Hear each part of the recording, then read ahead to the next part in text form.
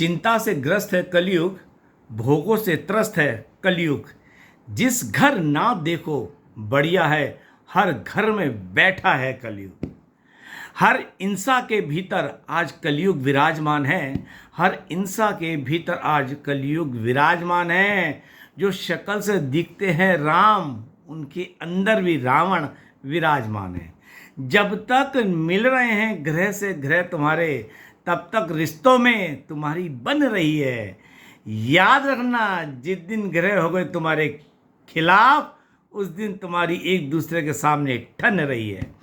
कोई किसी का सगा नहीं, ये कलयुग का प्रताप है। कोई किसी का सगा नहीं, ये कलयुग का प्रताप है। तभी तो आज घर घर में हो रहा आपस में ही अत्याचार है। यही एक सच्चाई है। इसलिए जितनी जल्दी हो सके हरि का दामन थाम लो, जितनी जल्दी हो सके हरि का दामन थाम लो, वरना ये कलयुग ना जाने तुमसे क्या क्या पाप करवा बैठे। भोगों की गलियों में ले जाकर ना जाने कितने जन्म तुम्हारे बर्बाद कर बैठे। और ये सच्चाई है, ये कलयुग का ही प्रताप है, जो आज हर इंसान चिंताग्रस्त है, तनावग्रस्त है, बीमारीग्रस्त है।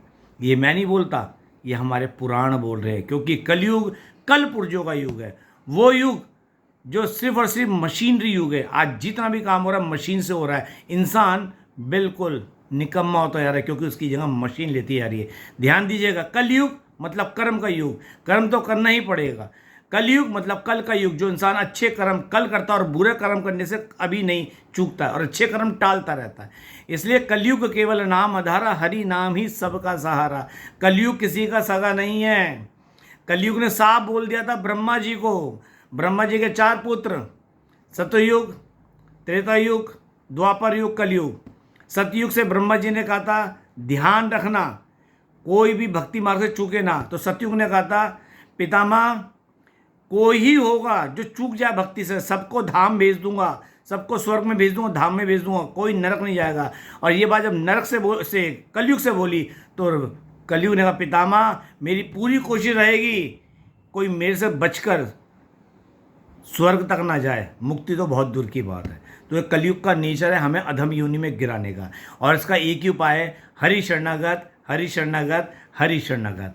बात अच्छी लगी हो तो भीतर उतारा, क्योंकि एक हरि ही हैं जो हमारे, क्योंकि हम श्री हरि का अंश हैं, उनका वंश है। इसलिए हरि ही हमारे रक्षक है। जो हरि शरण में रहते हैं वो सदा आनंद में जीते हैं। अच्छी बात लगे तो जीवन में उतारना और ये वीडियो शेयर करना। और फिर बोलूँगा, हम इस धरा पे श्री हरि का अंश हैं, और गर्व से बोलो हम अपने श्री हरि का वंश हैं। हरि बोल।